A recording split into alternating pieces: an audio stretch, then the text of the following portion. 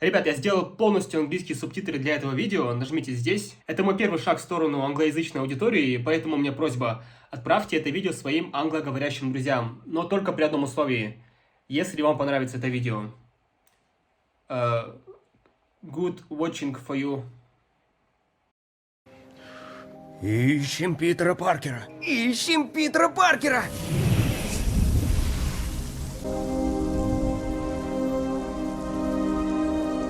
Просто случайный чувак. Кто ты такой?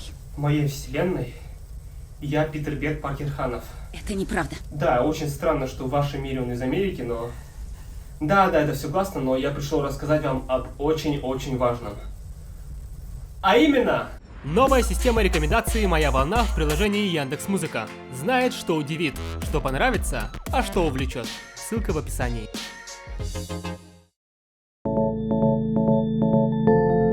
Нельзя вернуть прошлое.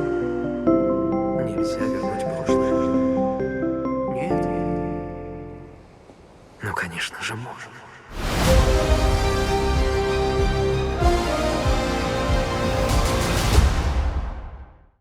Шокирующие подробности недавней атаки на Лондон.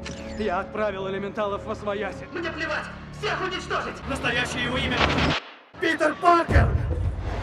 Да что за... Фильм начинается сразу с действий, быстро напоминая последние события вдали от дома. Смелое и верное решение для фильма с очень насыщенным сюжетом. Так, ну-ка, в сторонку. Что, правда школьник? Отголоски из культовой сцены с Тоби, где люди, также узнав личность паука, удивились, что тот еще ребенок. Он еще дитя. На баннерах реклама выступления Роджерс, которое мы видели в сериале «Соколиного глаза». Этим пареньком называй, а враг общества номер один. Джей, прости, пожалуйста, мне так ничего не видно. Вот это я люблю. Это я люблю. Фильм буквально выстреливает в лицо, не отпуская внимания зрителей. Такой хайп, без лишних слов и с динамическими сценами полета на паутине. Чувак! По факту, после разоблачения, сюжету нет смысла показывать кучу остановок на пути к дому Питера, но каждая точка назначения имеет смысл. Это тот самый мост, на котором бились паук Тоби и зеленый гоблин, а эта кабина та же, что спас Тоби. Причем МJ тоже там присутствовала. Это не пустая отсылка, а предзнаменование. Второе предзнаменование. Второе. Это наезд камеры крупным планом на канализационный люк с приклеенной паутиной. Такое мы видели в последних кадрах с пауком Гарфилда. Также на фоне тот самый магазин, который не раз страдал от Питера, отчего и зовется Делмарс 3. Ужасно много смысла в этой цифре. Каким я был ослом, не осознавал, что тебе со мной плохо. Да, все было чудесно. Что ты? Увидимся. Да? Ну а когда? Роман Хэппи и Мэй развивался в течение всех фильмов Марвел, и очень интересно, что именно в этом фильме они расстаются. Такая короткая вспышка. Ну, может, я как-то тускло вспыхивал. Да нет. Я могу ярче. Ну, увидим. Ох ты, черт. Простите, только предохраняйтесь. Вы услышали две шутки про Кам подряд, но я вижу взросление как персонажей, так и аудитории Холланда. Первый фильм был буквально для 14-летних, где главный герой мечтает об идеальном школьном бале. Спустя пару лет фильм про принятие важных решений и доверии. А спустя еще 2 года самое время говорить о взрослении. Это важно. Как расстаетесь? Я думал, вы друг друга любите. Мы просто... Питер надел ту же футболку, что и в первом сольнике. Время так то исчезает, то... Я ничего не видел. А мне как приятно. Ты что, плакал? Мы расстаемся. Ненадолго потеряли голову. Я хотел уходить, но... Я тебе...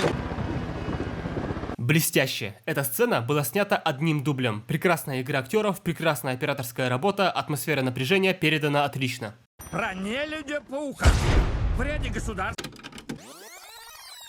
Spider-Menace! Забавная игра слов.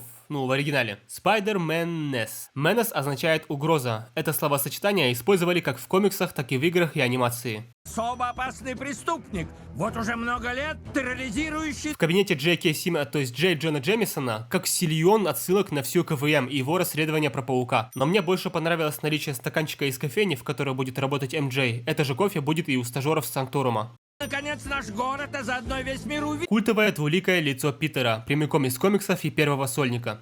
его в истинном свете. Граффити с фамилией Умберто Рамоса, одного из художников комиксов Паука.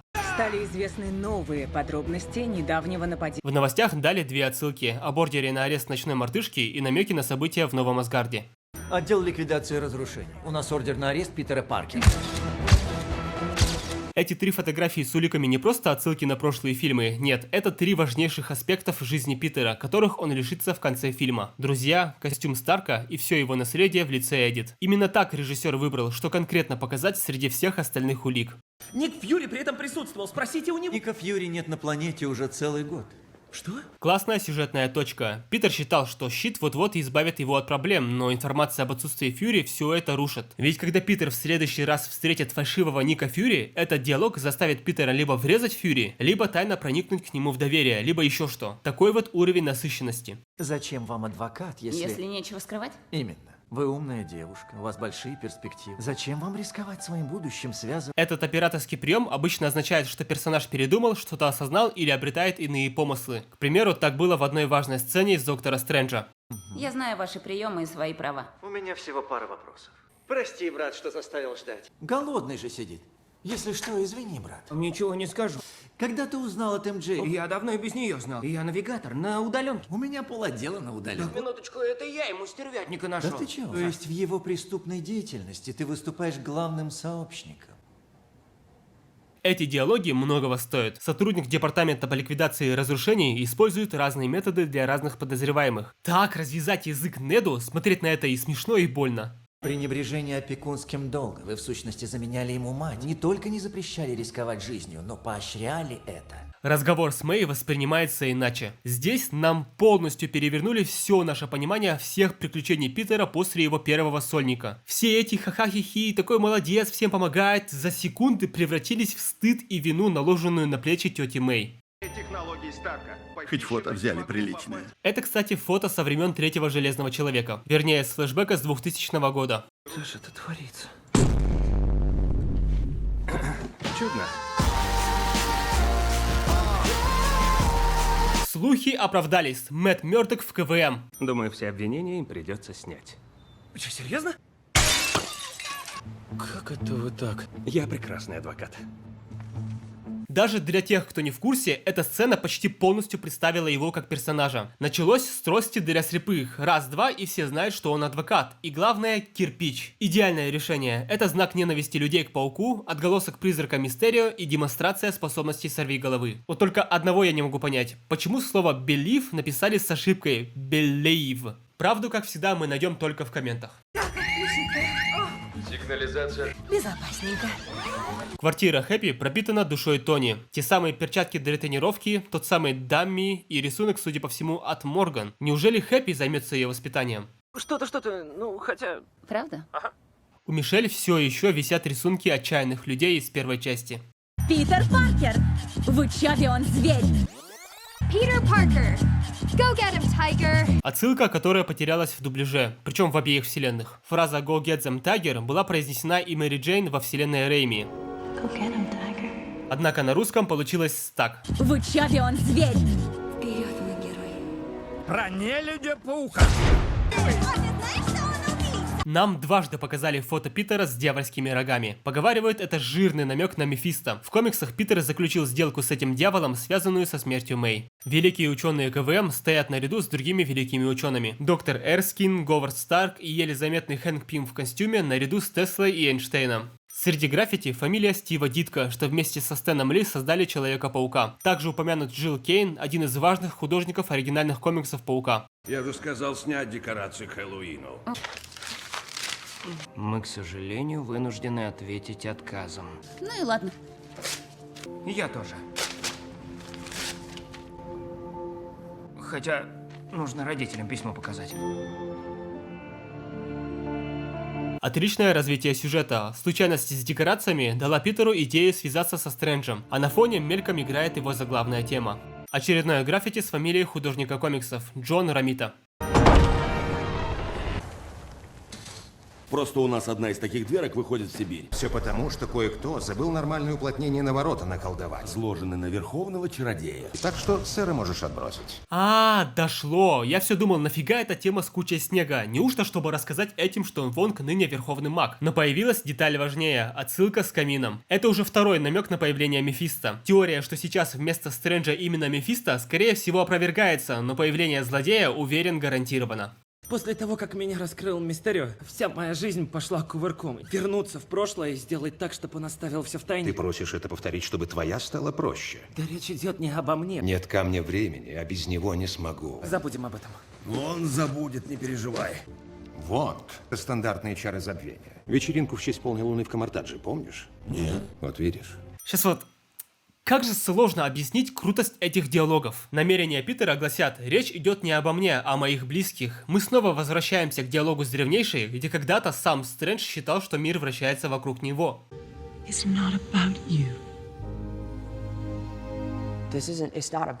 Это и зацепило Кэмбербэтча. А ситуация с кучей снега снова помогает сюжету. Недовольный Вонг вновь акцентирует на забывчивость Стрэнджа. Еще и Питер добавил: да забудьте, отчего он иронично вспомнил о заклинании забвения памяти. Отлично.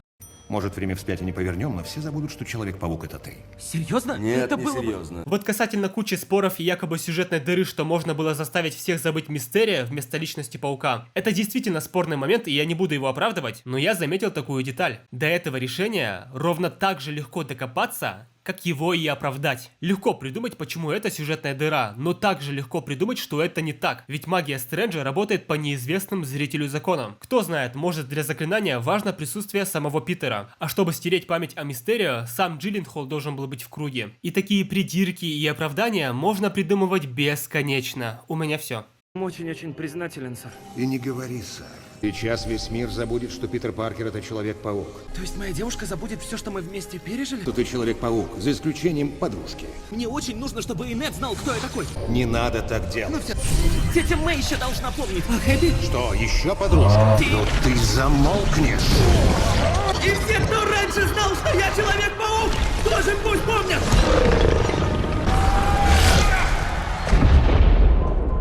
Заклинание, которое, по моему мнению, войдет в историю. Это буквально старт кино-мультивселенной. Причем не обязательно Марвел. Звук грома на фоне такой же, как и в сериалах Ванда Вижн и Локи.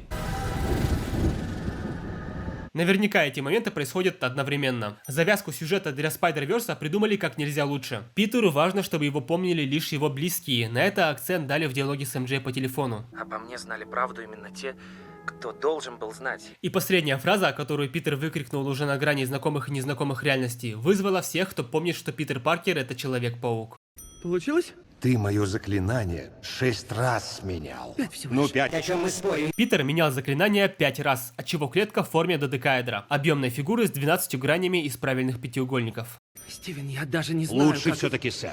Обращение Питера к Стрэнджу придумали для демонстрации доверия. Сначала на «ты», потом на «сэр», ну а в конце снова по имени. Но если вам пришел отказ, а ты не сумел уговорить тех, кто его прислал, то... А так можно? Ну, я от них получил письмо и подумал, что... Подожди, то есть ты даже не догадался позвонить в колледж? Ну, вы так все повернули, знаете? Это не только ужасно стыдная ситуация, вновь демонстрирующая, что Питер еще мальчишка, но и ход для дальнейших действий, ведь прямо сейчас Питер отправится уговаривать проректора, а там уже... Сеть Старка недоступна. Распознавание лиц недоступно. Голос Эдит и вообще сеть Старка недоступны, ведь департамент Damage Control хоть и отозвали иск из-за Мэтта Мёрдока, но доступ для незаконных действий Питера закрыт. Think about it.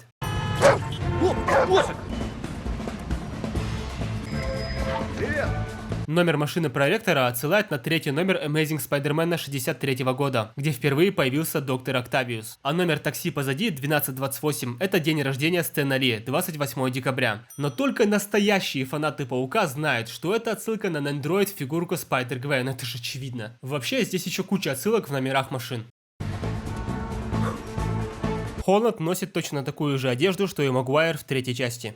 МJ Уотсон и Нед Лидс умнейшие ребята. Пожалуйста, не тупите с этими ребятами. Мы, значит, тупим. Будь я еще тупее, я бы их отверг, но вы так не поступайте.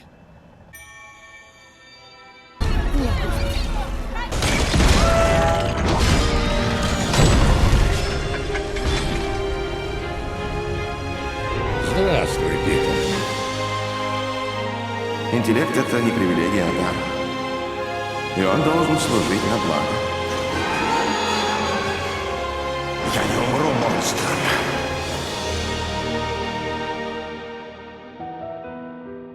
«17 лет назад я был там, видел Оригин Октавиуса, сцену с поездом, я получил бесплатную меринду по акции и плакат к нему. Господин Малин, я все еще помню, что цвет щупалец показывает, кто их контролирует. Я помню ваши очки и что паук пытался вам помешать. Потому мне полностью понятны позиции Октавиуса и паука Холланда». Куда девал мое изобретение? Я не знаю, о чем вы. Мощь солнца в моих руках. Мощь солнца в моих руках. Мой новый костюмчик тебя спасет? Жаль, не убил твою подружку. Что ты сказал? О боже, сейчас. Док Ок, как всегда, сжимает башку Питера, а диалоги подливает огонь, вспоминая очень важную сюжетную составляющую фильма Рэми, где Мэри Джейн была заложницей, и хоть они буквально из разных миров, любовь Питера к МД пробивает границы пространства-времени, вынуждая паука Холланда сражаться с ним по полной. У нас конкурент появился. Лапы Железного Паука, которые мы видели еще в «Войне Бесконечности», ведь действительно перекликаются с щупалицами Октавиуса.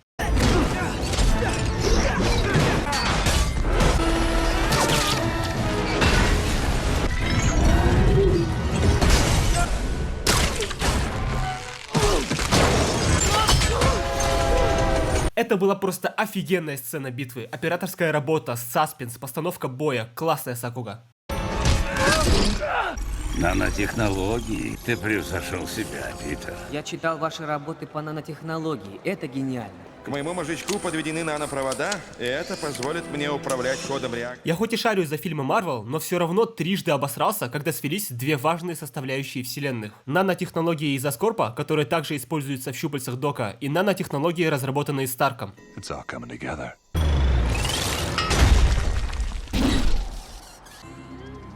Ты не Питер Паркер.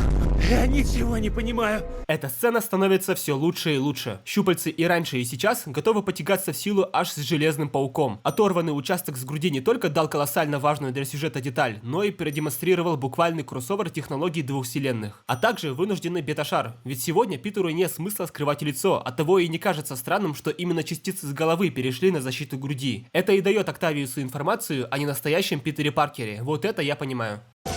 В чем дело? Обнаружено новое устройство. Устройство подключено. Не слушайте его.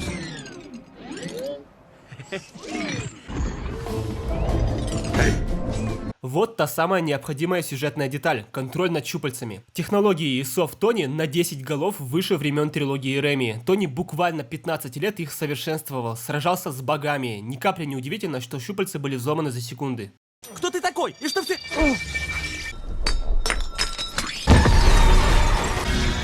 Осборн?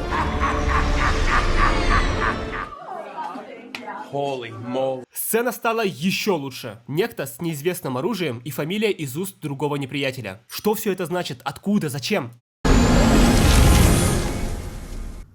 Доктор... Теперь тащит любого, кто об этом знает, из всех прочих вселенных сюда, в нашу. Мультивселенная существует? Сюжетный поворот. Ну ладно, справедливости ради, из трейлера и так это было ясно, но именно после выпуска трейлера была первая реакция на появление Октавиуса и Гоблина. Это насколько народ офигел от этой жизни, и благо это хорошо вписано в сюжет. Даже так скажу, все это было предвещено с финала «Вдали от дома», когда Квентин Бек раскрыл личность. На вопрос, почему мы не увидели Мэри Джейн и остальных знающих, нам просто еще этого не показали. Все последствия заклинания мы увидим уже в следующих фильмах. Не понял. Какие чары? Что тут, детский утренник? Отсылка на постоянный буллинг Стрэнджа. Но так, детишек поразвлечь. А еще на шоу Джимми Кэммела, где реально был детский утренник со Стрэнджем. Как это ты так? Детей много развлекал. You suck. Один выстрел, и они тут. Сэр, Ну что? что во всем виноваты, обещаю исправить, но мне нужны помощники. Бабушка говорит, у нас в роду были колдуны, а иногда я чувствую покалывание. Сходи в поликлинику. Предзнаменование, преподнесенное за шутку. Как же нас ввели в заблуждение. Послушайте насчет этого заклинания. Брось, ерунда. Ты просто хотел все исправить. Ты знаешь, ты лучше можно поделиться идеями. Ладно. Нет? Ой, чувак, о чем вообще разговор? Просто не бери в голову. Ну что, мы находим остальных, чудо-доктор отправляет назад, затем нас берут в колледж. Сюжет продолжает идти как надо, без запинок. Теперь цель Питера — найти всех чужаков из других миров. Прости, а как тебя зовут? Доктор Отто Октавиус. Слушай, серьезно, а как зовут-то тебя?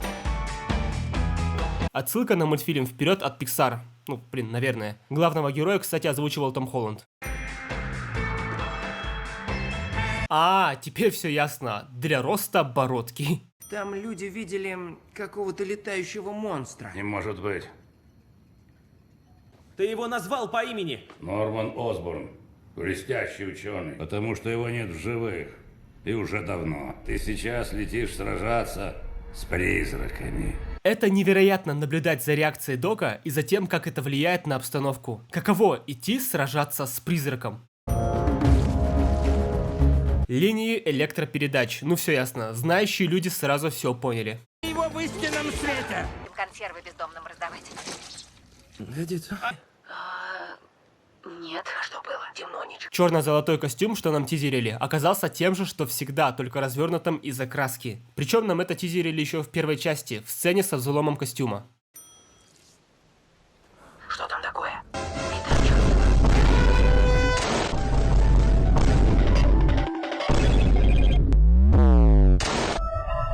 Второй сюжетный поворот – появление Электро из вселенной Гарфилда. Но как же так? Ведь только мир Магуайра был затронут. Неужели? Питер, это я, Клинт Марко. Боже, это настолько идеальная комбинация. Песочный человек из одного мира полностью контрпикает Электро из второго мира. А паук из третьего содружен с песочным и враждебен для Электро в силу ориджинов из двух разных вселенных. Ничего, все нормально.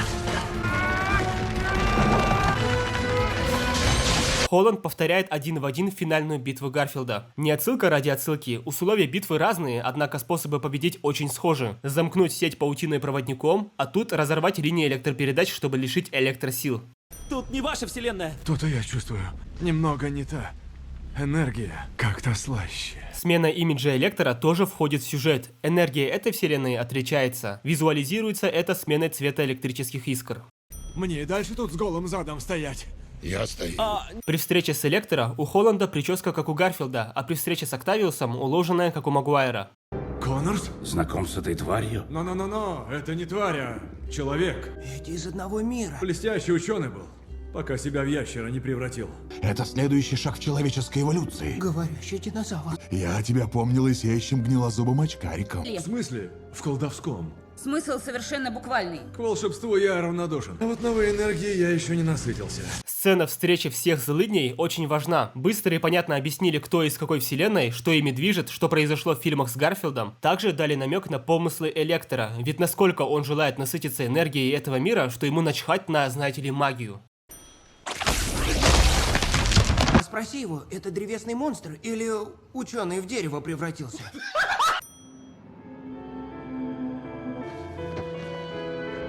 Трус. Я тоже, в общем-то, ученый. Вы знаете, сколько я жертвовал? Мистер Осборн? Это гоблин. Я тут совсем ни при чем.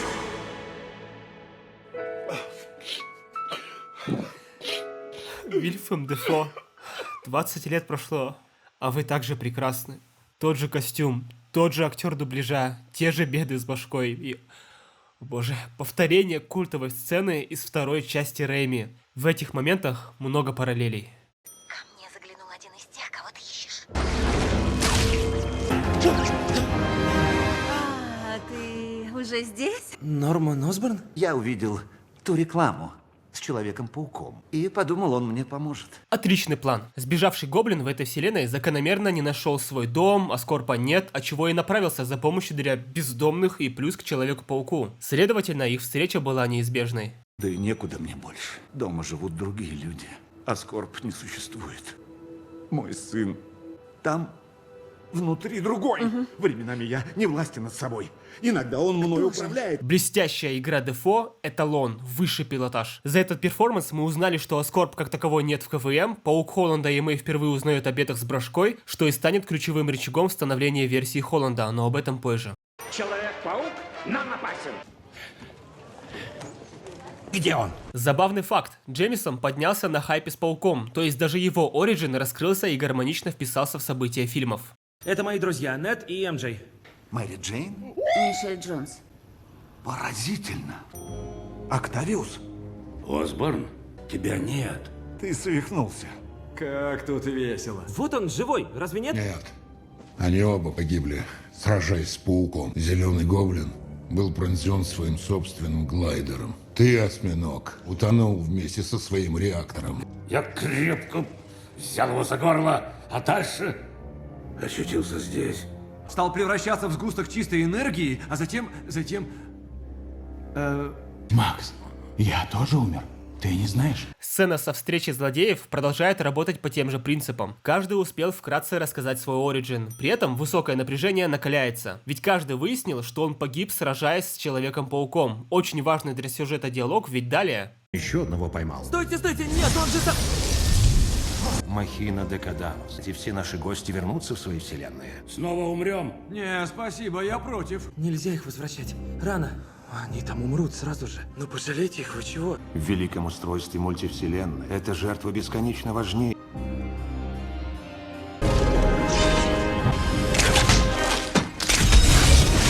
Чувак, ты что творишь? Предпоследний шаг к формированию оригина Паука Холланда. Эта сцена великолепно сводит все сюжетные линии и сталкивает убеждения персонажей. Стрэндж — защитник порядка баланса во вселенной, его действия абсолютно понятны. Противники Паука узнали, что вот-вот умрут, как вернуться обратно, их тем более можно понять. Но главное — четкое и уверенное решение Холланда противостоять Стрэнджу. Именно в этот момент он понял, что для него правильно, что нет. Наезд с камерой дал акцент на осознание этого. И весь этот конфликт имеет отчетливо выраженные условия. Нажатие кнопки отправит недругов обратно. Все, теперь на базе этой кнопки будут выстроены битва Паука с магом, решение Питера оставить злодеев и вылечить, сдерживающий фактор для них всех, чтобы не рыпались. Это же дает им повод доверять Питеру. Далее бремя выбора наложится на друзей, а в конце станет приманкой злодеям. Ну просто идеально прописано. Это просто кнопка с одним действием, а как обыграно.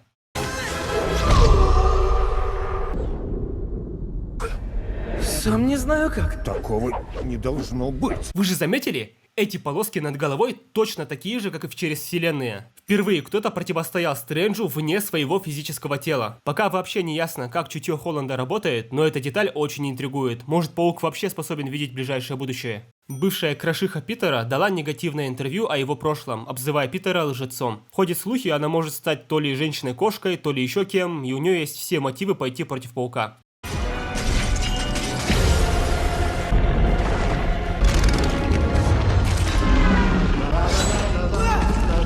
Все сцены с зеркальным измерением — это захватывающий визуальный аттракцион. Такие сцены можно пересматривать много раз. Нельзя просто поговорить! Почему ты не можешь осознать? Если чары вырвутся, то все они будут здесь! Но нельзя же посылать их на смерть! Судьбу их не изменишь. Вдруг получится изменить их судьбы! Об этом я говорил. Понятное и обоснованное противостояние интересов. Явная отсылка на знаменитый трюк из игры Portal. Олды на месте.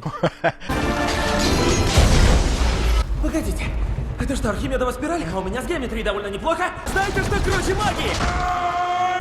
Математика. Я должен попробовать. Мы действительно увидели битву Стрэнджа против Человека-паука, и второй одержал победу. Все фильмы с Доктором, при каждой демонстрации зеркального измерения, мы правда видели симметрию, повторяющиеся закономерности. Все это не хаос, а простая геометрия. Знаете, я бы посмотрел на битву Старка со Стрэнджем. Отобранное двойное кольцо тоже часть красиво выстроенных условий. Из зеркалки можно выбраться только с кольцом, что было сказано еще в первом сольнике. Без двойного кольца здесь лучше не оказываться. Потому Питер и отобрал его, и кольцо это очень пригодится до самого финала и даже после нее. Дал бы ему отправить нас на смерть. Зачем вступился? Наверное, я смогу вам помочь. Технологии у нас позволяют Я тебе делать помогу. так. Знаешь, я ведь и сам своего рода ученый. Починишь как утюг? Ну, у вас хотя бы будет надежда вернуться домой и не умереть. Когда пытаешься исправлять других, бывают тяжелые последствия. Отсылка на Origin Коннорса, ведь все его исследование было с целью вылечить Осборна из вселенной Гарфилда. Но мне нужны помощники. Ого. Мы подумали вместе. Помогли бы тебе, ну... Что нам с этой штуковиной делать? Короче, прошу тебя, ради меня, возьми. Ну да. Чуть что. Нажму, учтите! Как времена-то меняются. МД из нулевых была лишь предметом обожания и целью Питера, использовалась как предлог его подманить. В 2010-х Гвен уже сама лезла помогать Гарфилду, хотя тот отказывался. В 2020-х Девушка-паука сама проявляет инициативу, а тот тем более по своей воле зовет ее на помощь.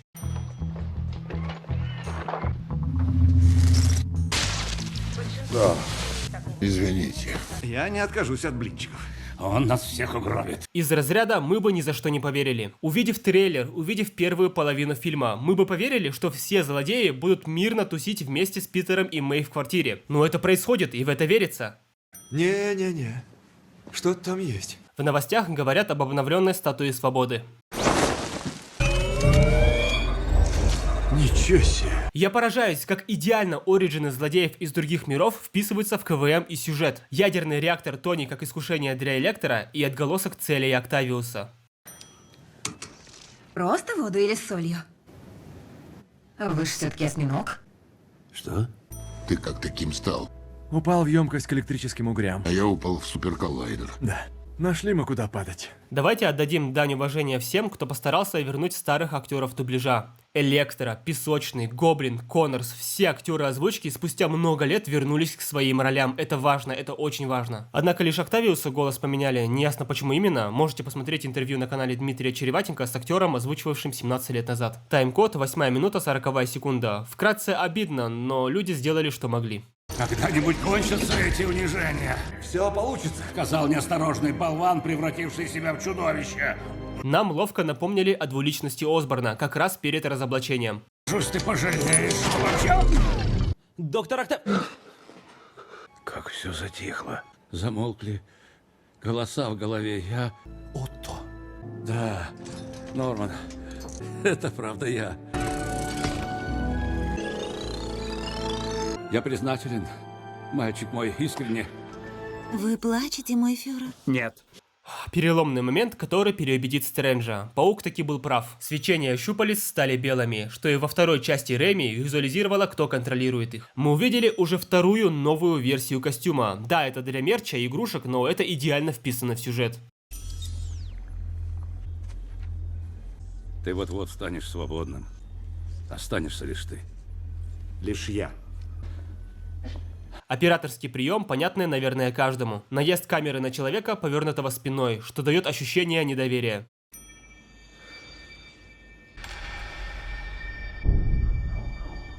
Питер? Мэй? В чем дело, Питер? Что с тобой? Вновь оператор ласкает нам глаза.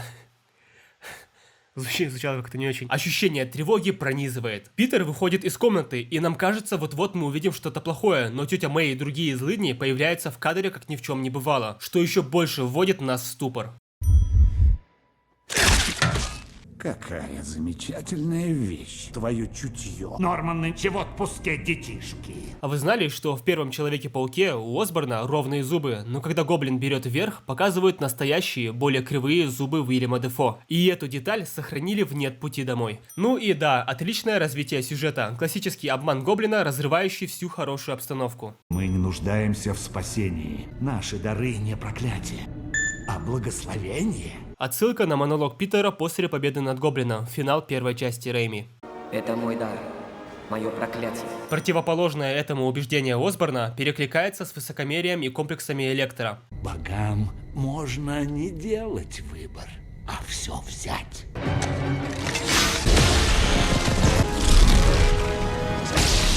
Как ему повезло, что реактор Тони оказался рядом. Вот что значит качественный кроссовер, где параллели персонажей пересекаются и дополняют друг друга. А не просто ха-ха, мы встретились, лишь бы встретиться.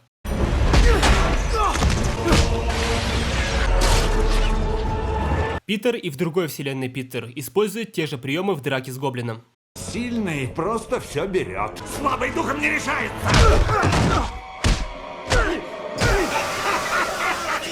Жаль, что у Дефо умеренно экранного времени, сделали бы отдельный счетчик для его актерской игры.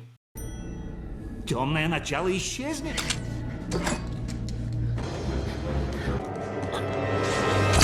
Господи! Не сработало. Эволюция тети Мэй та же, что и у МД. Просто человек, которого надо защищать, в 10-х годах поддержка и помощь в раскрытии тайн, а ныне противостоит врагу бок о бок с пауком. Но справедливости ради, не забудем поступок старой тетушки во второй части. Питер. Наконец-то обновленный и более каноничный образ гоблина из комиксов, с этим фиолетово-зеленым худи. Это все я виноват. Зря я не послушал Стрэнджа, не дал отправить. Ты все назад. верно сделал. Я слишком много на себя взял. Что? Наслушался Нормана? Помните, полицай с начала фильма обесценил все действия тети по воспитанию Питера. В его слова правда верилась, но сейчас Мэй вновь переубеждает нас. Ведь ее помыслы и учения в лице Питера уже спасли многих людей в предыдущих фильмах. Именно ее убеждения помогли исцелить доктора Октавиуса. Ты пытался меня исправить.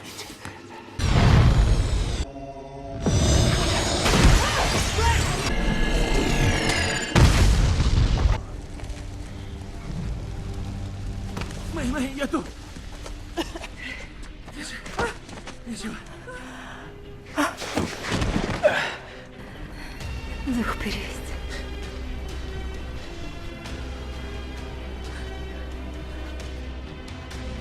Тебе дарована огромная сила. Большая сила накладывает большую ответственность. Мэй?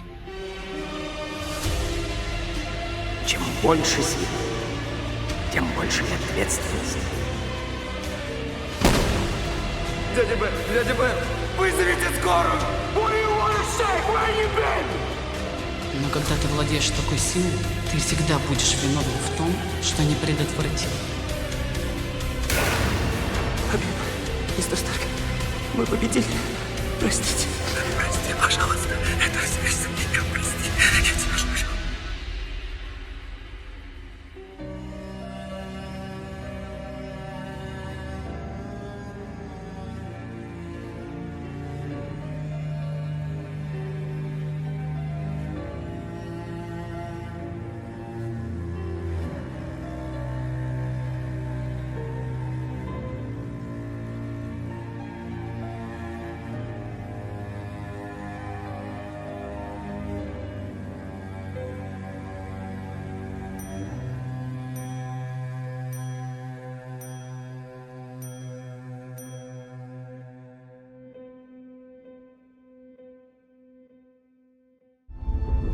Трагедия. Как еще это назвать? Все, к чему он не прикоснется, гибнет. С вами был Джей Джона Джеймсон. И храни вас Господь. После такой тяжелой сцены зрителям надо было перевести дух, и это сделали с помощью монолога Джеймисона, расставив все по местам как и для Питера, так и для зрителей фильма и жителей Нью-Йорка. Все, я нажму. Я намеренно не сразу упомянул про впрыск антидота. Питер и Мэй могли в любой момент позвонить и попросить нажать кнопку, но именно этот последний поступок Мэй – демонстрация ее принципов. Мэй до последнего была верна этим идеям, именно поэтому не рассматривала вариант нажать на возвращение домой. Ну, я бы хотел как минимум увидеть его. Еще так сделай. Сейчас. Хочу увидеть Питера. Это Питер. Да кому ж там еще быть? Сюжетный поворот. Нед и впрямь имеет задатки мастера мистических искусств, что и приведет их к Холланду в самый нужный момент для его моральной поддержки. Питер! Эй, Питер! Питер! Да!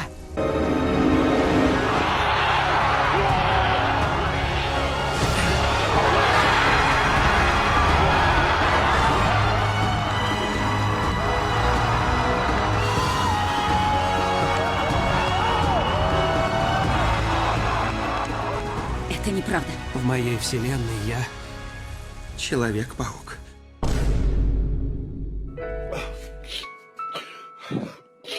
Эндрю, прости, что я в 2012-м тебя не принял, я не понимал, как ты смел стоять там, где стоял он, но ты научил меня объективно смотреть на вещи. Твой сольник был на высоте. Ты даже врал всем и вся ради нас. Они сделали это, ребят. Нет, мы сделали. Официально. Кино Spider-Verse. Однако я рос на пауке Магуайра. Очень жаль, что самый богатый паук потребовал слишком большой гонорар. Тоби понимал, что без него фильм снимать не станут, что плохо сыграло для всех нас. Его можно понять, та же история была с актером Роуди со времен первого Железного Человека. Терренс Ховард потребовал больше денег за свою роль, что в итоге ко второй части его заменили на Дона Чидла. Проверим. Что проверим? Что ты Питер Паркер. Поползай, говорю. Нет, sabihin mo dyan sa mamang yan na alisin. Бабуля спросила, ты не мог бы паутинку убрать? Спасибо. Эндрю Гарфилд – отличнейший актер, и его химию смешали с не менее харизматичными Зендайей и инвестором Кекс 2. Открыл портал не к тому Питеру Паркеру. Пока не найдем настоящего. Ищем Питера Паркера. Ищем Питера Паркера!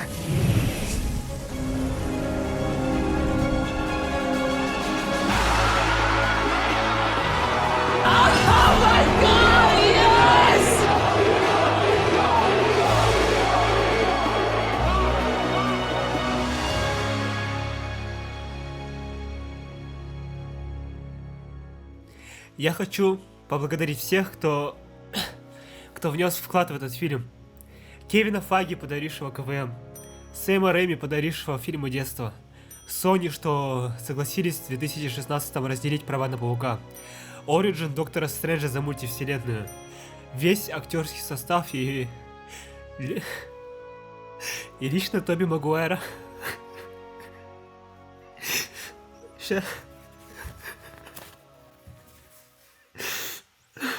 Ща минуту я.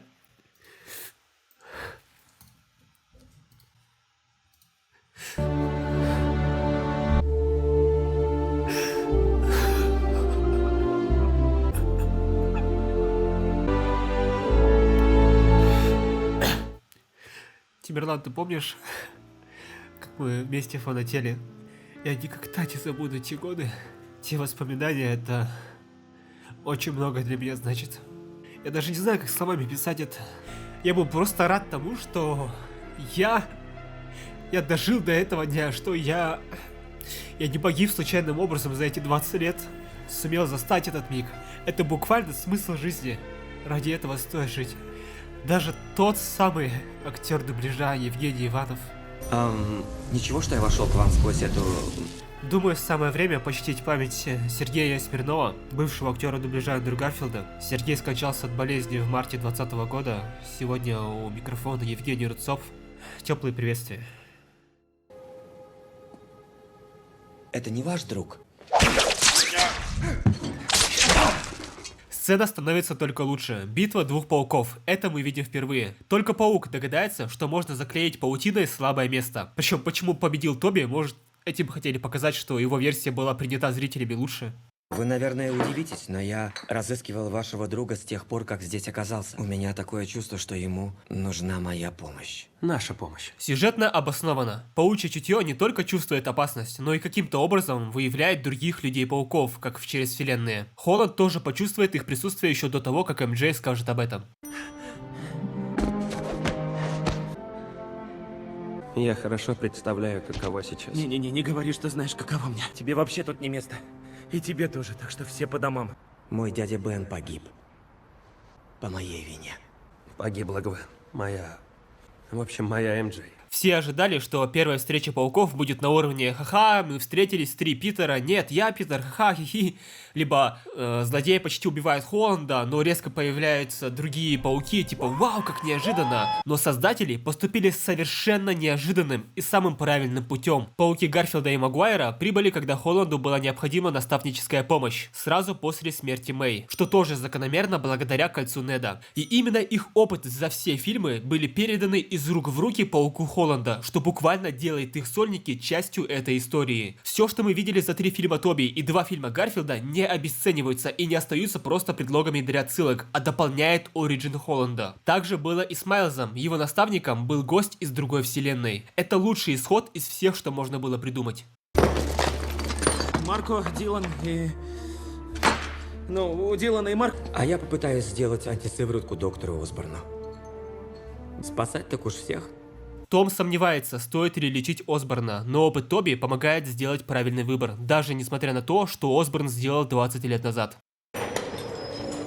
А у тебя есть лучший друг? На руках у меня умер.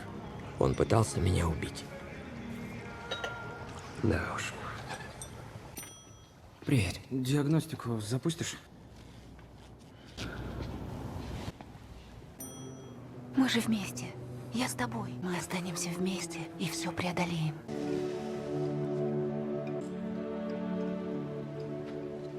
Ну заплачь. Качественный кроссовер продолжает сталкивать параллели так, как надо.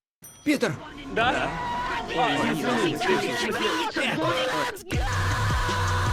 Заправь веб-шутеры. Спасибо. Это заправка, чтобы паутиной стрелять. А что? А ты так не можешь? Не могу. Не понимаю, как... Фильм о Пауке в нулевых планировал снимать аж сам Джеймс Кэмерон. У него было абсолютно другое видение. Но Рэйми в итоге снимал по-своему. Однако идею Кэмерона с органической паутиной он оставил. Имхо это реально выглядит лучше, чем беспричинное желание мутировавшего Паркера сделать какой-то браслет с веревками. Привет старым комиксам. Портал можно открыть? Что? Я теперь колдун. Я владею магией доктора Стрэнджа. Серьезно? И обещаю, я не превращусь в суперзлодея, на тебя не нападу. Сказал Нед, нося бомбер в цветах Хоб-Гоблина. Леди и джентльмены, только что позвонил никто иной, как Человек-паук. Я нечаянно вызвал сюда опасных пришельцев. Вот, сам признался. В любую секунду, но я этого не сделал. Где стоит главный символ новой жизни? Сюжетная линия Джемисона тоже повлияла на финал, ведь раскрутившийся Дейли Бюгл помог Питеру, который его и раскрутил, вызвать всех злодеев в конкретной точке назначения с помощью отличного двигателя сюжета, коробки Стрэнджа. Спина. По крышам напрыгаешься, вот она и болит. О, моя спина. Встряхнуть позвоночник? Да. Да, хорошо. У тебя паутина сама, что ли? Прямо из желез? Зачем дразниться? Не-не-не, он не дразнился. У нас так не получается, поэтому нам и любопытно. Ну, не только у тебя бывают проблемы. Что мешало? Экзистенциальный кризис. Ну, понятно, мое обычное состояние. Можете назвать самых крутых суперзлодеев, с которыми вы дрались? Бился с одним пришельцем в виде черной жижи. Прям завидую. Вот что в космосе за это респект. До вас мне далеко. Я бился с русским в боевой машине, напоминающей носорога. А сказал далеко до нас. Давай как-то самооценку поднимем. Ты просто... You're amazing. Just you are amazing. Thank you, yeah, Will you say it? Диалог трех пауков многого стоит. Плавные переходы от всех тем, которые должны были быть озвучены. Про органическую паутину, вспомнили своих злодеев, дали намек на Венома. Тоби лично дал респект Холланду за масштабность его приключений. А Гарфилд сам сболтнул, что его карьере далеко до успехов Тоби и масштабов Холланда. Ну и просто дразнящая наглая отсылка на название сольников Гарфилда. Скажи себе, что ты amazing. Закрывай! Не закрывается. Да я вижу. Саспенс с порталом балансирует между допустимой случайностью и обоснованной неопытностью Неда. Итог в это полностью верится. Мой добрый приятель Человек-паук! Пытаюсь спасти тебя. Ты уже давно не в топе. Убийца!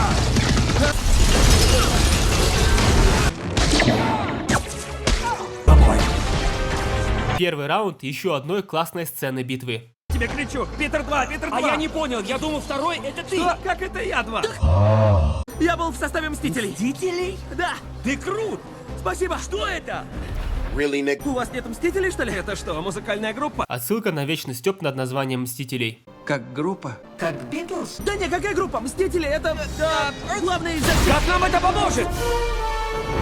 Тут Холланд делает отсылку на титул Мстителей со времен комиксов, как величайшие герои Земли. Нужно просто включить чутье. Слазь, готовы? Стойте, стойте, стойте. Я люблю вас. Спасибо. Эти слова — импровизация Гарфилда. Ну все, работай, погнали.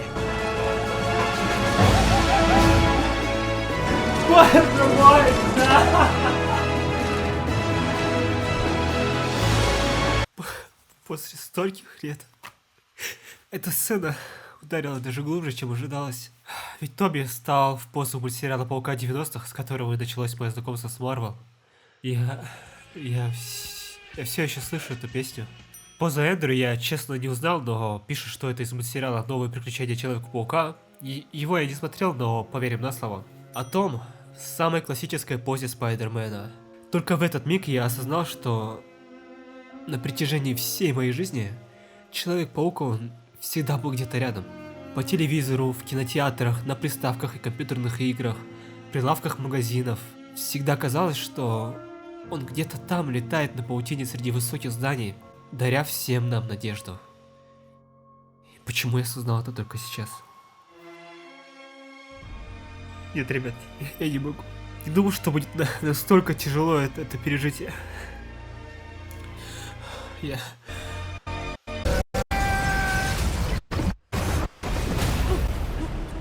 Будь осторожен в своих желаниях.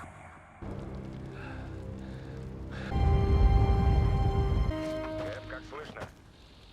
Слева от тебя.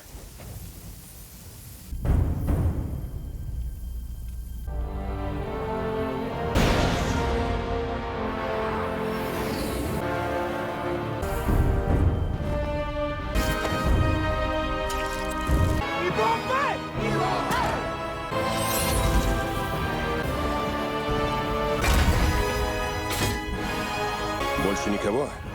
Куда еще больше?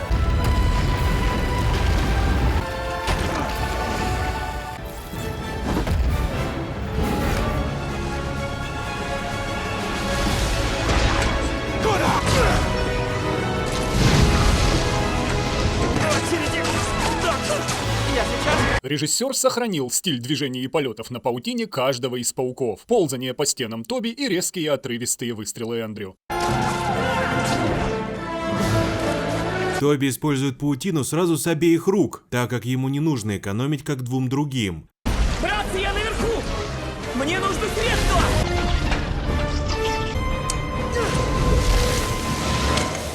Мы впервые увидели паучье чутье в командной работе, то есть Тоби не наугад поймал гаджет. Вспомним кое-что из первого фильма. Проявляет такую скорость реакции, что некоторые ученые считают это чуть ли не даром предвидения.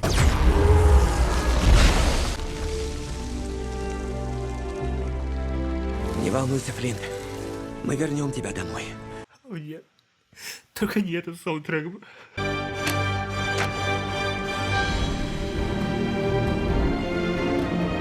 Жаль, конечно, что актер не стал сниматься, потому и был песочным весь фильм. Но все сделано так, что даже я не сразу понял, был ли актер на съемках. А эти кадры взяли из третьей части Рэйми. Судьба Гарфилда повторяется, буквально. Нет! Смотри, Ой, все, это бежим отсюда! Коннор, стой! Ящер напал на друзей из-за коробки, а сломанный портал вынудил их сбежать на зону битвы, что закономерно создает очередной саспенс и подвергает риску Кнопку и МД с Недом. Не дай бог упадут с такой высоты. Они мои. Не помогай! Что выдумал? Так-то лучше. Сюжетный поворот, разгадку которого могли угадать самые настоящие олды. Слушайте. Эти 4 исполнительных механизма были разработаны. Ни жар, ни магниты им не страшны. Тут, конечно, не совсем магниты, но очевидно, что нанотехнологии Оскорб защищены клеткой Фарадея. Именно так Док Ок заставил врасплох самого Электро. Доктор Коннорс? С актером, который сыграл доктора Коннорса, та же история, что и с Песочным Человеком, но и с ним отлично выкрутились, что не догадаешься. Лицо хорошее у тебя. Ты из Квинса, помогаешь бедным людям, но я думал, ты темнокожий. Наверняка и черный Человек-паук где-то есть. Появление Майлза уже гарантировано. Дядю Аарона мы уже видели в «Возвращении домой», но этот диалог больше отдает дань приключениям Майлза из «Через вселенные». Мощь солнца в ваших руках. Реактор Старка буквально исполнил мечту Отто Октавиуса в прямом смысле сказанных им слов. Мощь солнца у меня в руках. Даже сюжет обоснованно привел реактор прямо ему в руки после победы над Электро. Мощь солнца в ваших руках. Питер? Рад встрече, мальчик мой. Ты стал совсем взрослым. Как живешь? Побеждаю лень. И, наконец, встреча Тоби и Альфреда Молина. Октавиус буквально обратился к нам из прошлого, сказав, что мы уже повзрослели, и дружески спросив, как мы поживаем. На что Тоби ответил тем же, с чего и началось их знакомство. Он сказал, вы умны, а еще что вы лентяй. Я болтался над Большим каньоном 12 часов. Ты получишь то, что заслужил! Это не я. Го! Я падал во тьме 30 минут! Большим каньоном любовались? Нет, чтобы ему здесь помочь. Человек-паук! Выходи играть!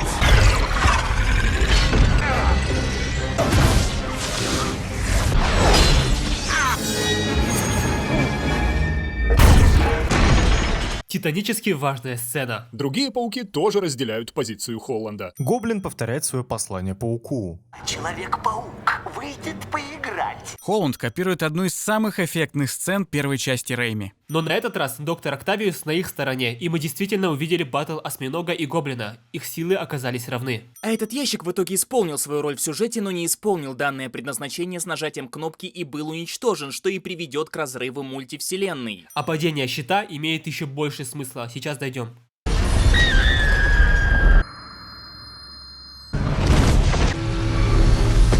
Все хорошо? Не умирай, не умирай. Ну, пожалуйста, умоляю. А у тебя?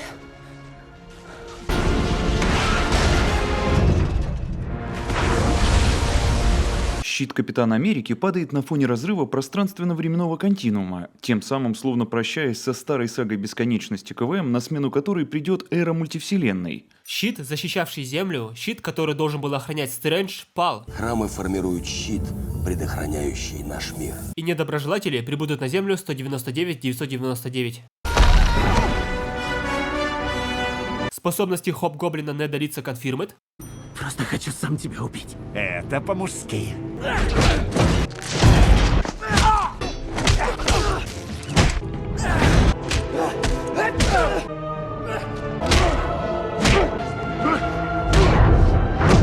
Паук Холланда, каким мы его еще не видели? Разве таким его хотела видеть тетя Мэй? Разве это в нем похвалил бы Стив Роджерс, на щите которого происходит это избиение? Такую судьбу он себе выберет, от которой его отговаривал Гарфилд. Что станет поводом свернуть с неверного пути?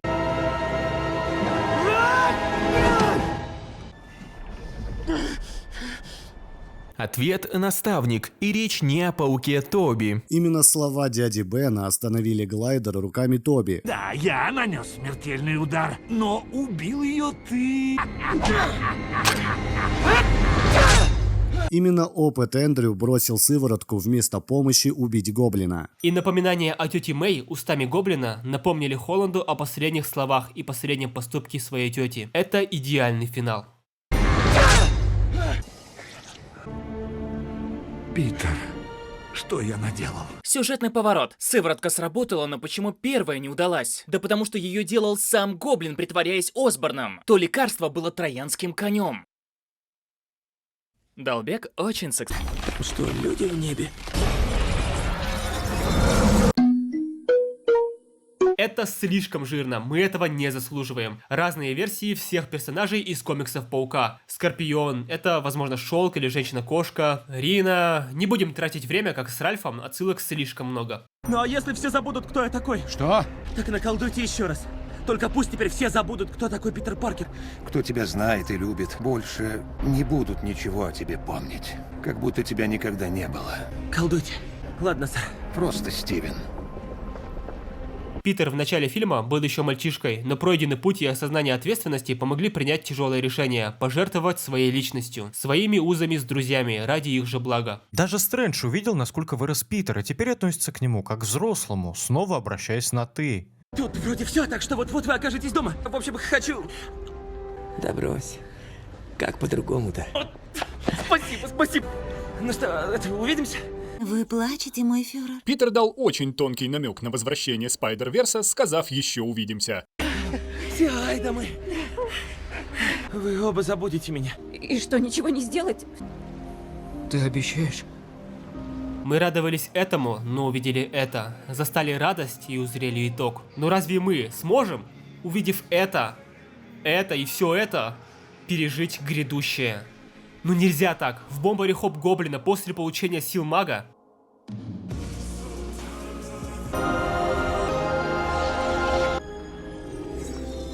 Эндрю сделал отсылку на мем с исчезающим парнем.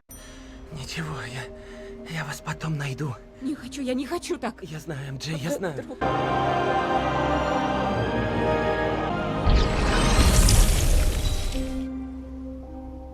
Совершенно не натянутое, совсем не преувеличенное прощание, которое изначально было необходимым. Ведь иначе Холланд повторил бы историю Гарфилда и ситуацию с Гвен. Здравствуйте, меня зовут Питер Паркер. Ты не знаешь меня? Меня зовут Питер Паркер, и я хотел бы кофе. Я всегда готовлюсь к худшему. Чтобы не так сильно разочаровываться. Да? У МJ на шее кулон из второго сольника. Это дало многим идеи для разных теорий, возможно, она даже что-то помнит. Мы пока не знаем полное значение этой сцены, но в любом случае эта заготовленная деталь раскроется в будущих фильмах. Откуда знал ее? Через Человека-паука. Хороший друг у меня погиб. Больно, что их нет, и легче не становится. Ты помнишь их живыми. Диалог с Хэппи напомнил Питеру и зрителям о наставничестве Тони Старка, чья сюжетная линия при пересечении с Питером имела схожие черты с историей Мэй и поступком Питера пожертвовать частью своей жизни. И не задерживай. Питер хранит фигурку, с которой Нед впервые появился на большом экране, и стакан кофе от Мишель.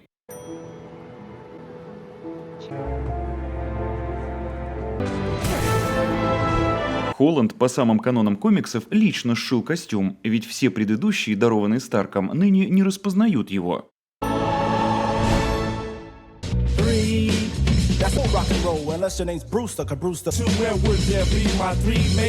Финальные титры, как всегда, сделаны с классной анимацией. «Нет пути домой» стал самым лучшим фильмом о Человеке-пауке. Один из лучших по комиксам Marvel и просто фильм, исполнивший мечту миллионов фанатов.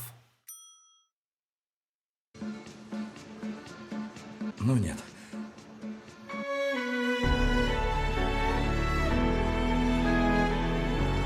Вы же только сюда попали! Что за дела? И он ушел.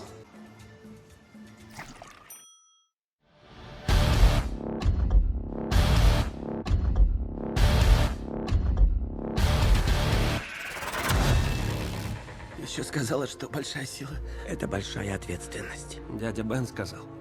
Перед смертью.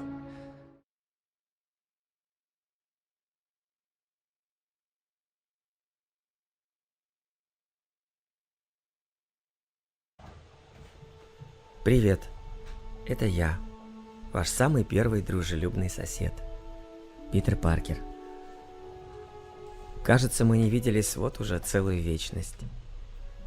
Я очень сильно по вам скучаю. По временам, когда каждое мое новое приключение дарило вам радость и заставляло испытывать неподдельные, искренние эмоции. А помните наш первый поцелуй с МJ? Остановку поезда. А те мудрые слова дяди Бена о том, как же важно быть ответственным, имея такую силу. Эх, от одной лишь мысли о былых временах меня начинает одолевать теплая грусть. Но не стоит сильно горевать, ведь сегодня мы с вами снова вместе. Да, и по правде говоря, с каждым днем у нас появляется все больше шансов снова увидеться на больших экранах. А пока давайте же вместе с Винордом вспомним, как все начиналось.